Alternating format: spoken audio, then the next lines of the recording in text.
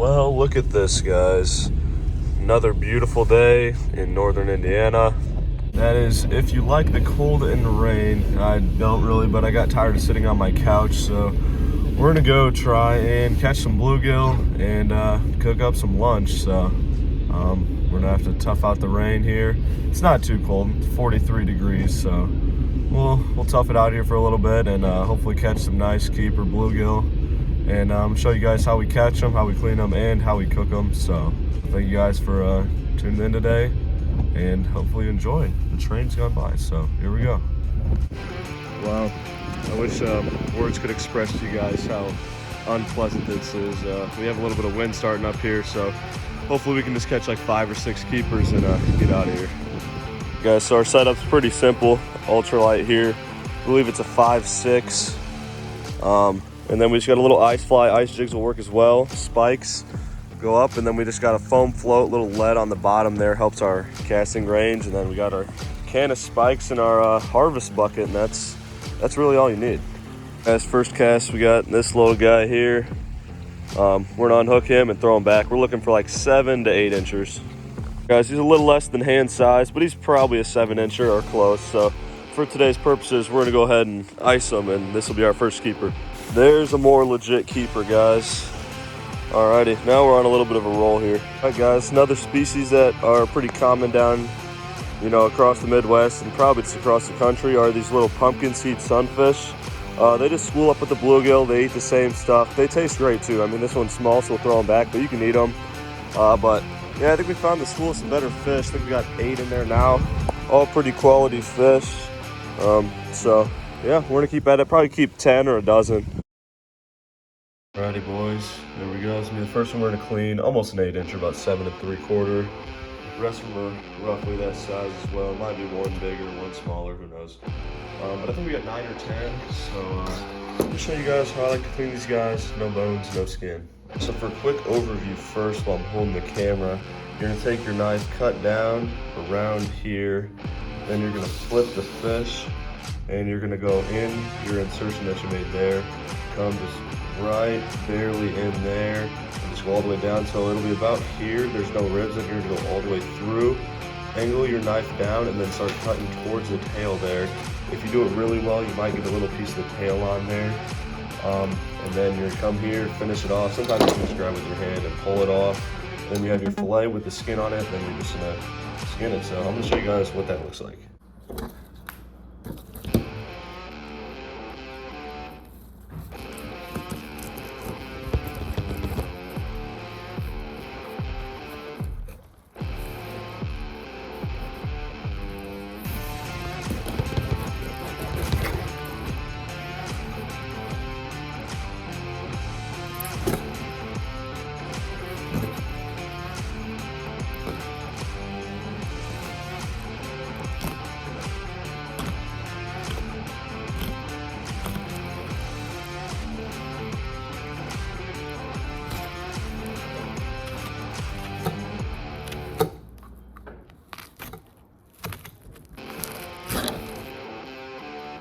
Then you have a fillet looking like that.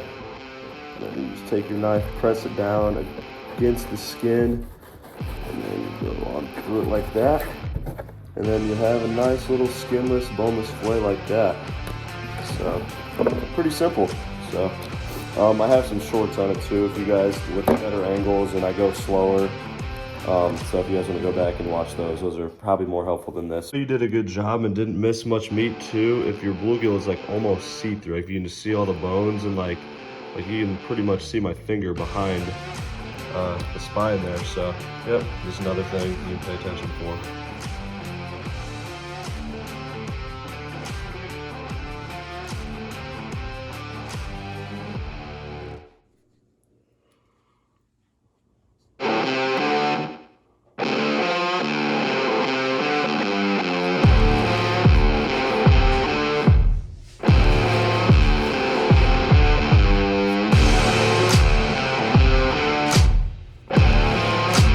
Boys, we got them all seasoned up, heating up the deep fryer to 350. I bought this thing off of Amazon for I believe like $38, and it's one of the best purchases I've made, to be honest. It's super easy to clean. It goes up to 375. I cook fish at about 350. I've used it, I fried pickles in here, I fried chicken, all kinds of stuff. It's super useful. And also I use the Frank's Red Hot and the Andes batter for these. Most of the time though, I'll use egg wash with like a little bit of milk, but we were actually out of milk and eggs, so decided to use the Frank's Red Hot. It'll give it a little bit of kick. Should be good though, but yeah, normally egg wash. The Andes is really good. I like the Cajun, you know, a little bit of spice, and yeah. So we're gonna throw this lid on here so it heats up faster, and then get them going.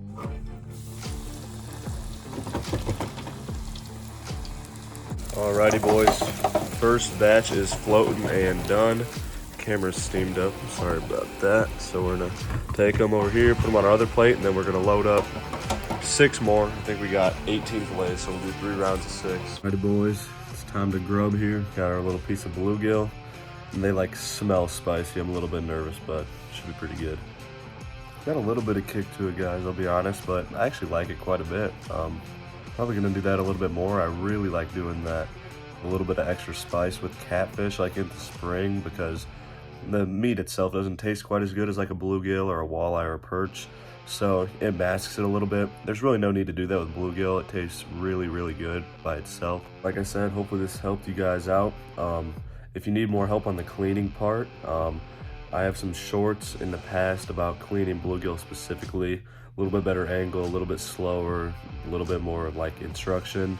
If you have any questions on the cooking part or how to catch bluegill, just leave them in the comments. I reply to all of them, so I appreciate you guys watching, and I'll see you on the next one.